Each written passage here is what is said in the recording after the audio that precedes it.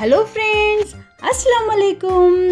இன்றைக்கி பார்த்தீங்கன்னா ஒரு எம்மியான குக்கிங் vlog தாங்க பார்க்க போகிறீங்க. ஸோ யாருக்கெல்லாம் ஆட்டுக்கால் பாயா பிடிக்கும், ஸோ அவங்களுக்கெல்லாம் இது வந்து ஒரு சூப்பரான vlog சொல்லலாம். ஸோ இப்போ பார்த்தீங்கன்னா நான் குக்கிங் பண்ணுறதுக்காக ஒரு செட் ஆட்டுக்கால் பாயா வந்து வாங்கிட்டு வந்திருந்தேன். ஸோ அதை இப்போ நம்ம க்ளீன் பண்ணிகிட்ருக்கோங்க. இப்போ பார்த்தீங்கன்னா கத்தியை வச்சு நான் நல்லா வந்து அந்த பிளாக்காக இருக்கிற பார்ட்ஸ் எல்லாமே முழுசாக கீறி எடுத்துக்க போகிறேன். ஸோ இது நல்லா வந்து கம்ப்ளீட்டாக சுத்தப்படுத்திக்கலாம். பாயா வாஷ் பண்ணுறதுக்கு முன்னாடி ஒரு பவுலில் தண்ணியை வச்சு நான் வந்து தண்ணியில் போட்டுட்டேங்க. ஸோ ஒரு 1 மினிட் அளவுக்கு நல்லா ஊறிச்சுன்னா ஈஸியாக எடுத்துடலாம். பாருங்கள் எந்த அளவுக்கு க்ளீன் பண்ணியிருக்கேன்ட்டு.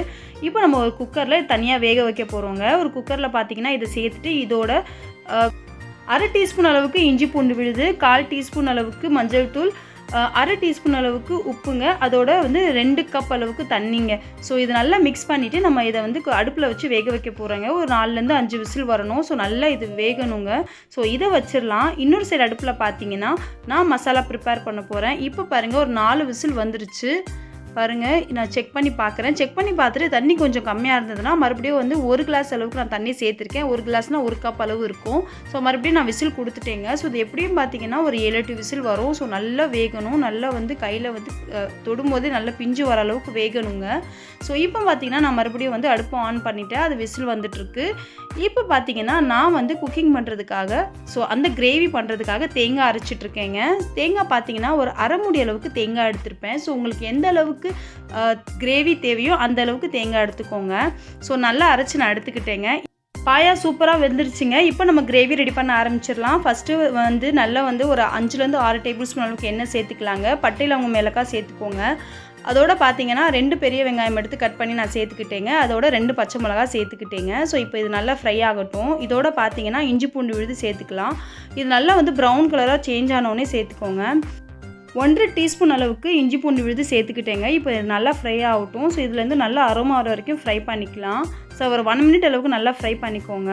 இப்போ நல்லா ஃப்ரை ஆகிடுச்சுங்க. இப்போ நம்ம இதில் வந்து மசாலா சேர்க்க போகிறோம். மசாலா என்னென்னு பார்த்தீங்கன்னா ஃபஸ்ட்டு தக்காளி, அதுக்கப்புறம் கொஞ்சோண்டு பார்த்தீங்கன்னா கொத்தமல்லி இலைகளும் மின்ட் இலைகளும் சேர்த்துருக்கீங்க, புதினா இலைகளும். அதோடு பார்த்தீங்கன்னா உப்பு சேர்த்துக்கலாம், மஞ்சள் தூள் 1/4 டீஸ்பூன் சேர்த்துக்கலாம், மிளகாய்த்தூள் உங்கள் டேஸ்ட்டுக்கு ஏற்ற மாதிரி சேர்த்துக்கோங்க.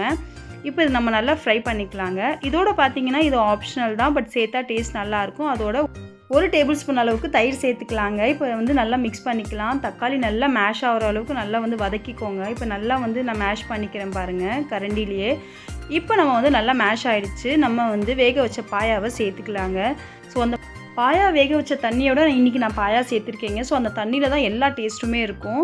ஸோ அதோட பார்த்தீங்கன்னா அரைச்சி வச்ச தேங்காவும் நம்ம சேர்த்துக்கலாங்க. ஸோ அவ்வளோதான். தேங்காய் வந்து நல்லா வந்து தண்ணி போட்டு கழுவி அதோட மறுபடியும் சேர்த்துக்கிட்டேன். ஸோ இதில் தண்ணி பார்த்தீங்கன்னா உங்களுக்கு எந்த அளவுக்கு திக்னஸ் தேவையோ குழம்போட ஸோ அந்தளவுக்கு நீங்கள் சேர்த்துக்கலாம். இப்போ பாருங்கள் நான் எல்லாத்தையும் சேர்த்துட்டு மிக்ஸ் பண்ணிக்கிறேன். இது சாப்பிடவே அவ்வளோ எம்மையாக இருக்குங்க. இதோட காம்பினேஷன் என்ன தெரியுமாங்க? இடியாப்பம் தாங்க. இடியாப்பமும் சரி, அதோட பார்த்தீங்கன்னா மைதாவில் செஞ்ச சப்பாத்தி அவ்வளோ டேஸ்ட்டாக இருக்கும். ஸோ சப்பாத்தி இடியாப்பம் காம்பினேஷன் செம்ம சூப்பருங்க.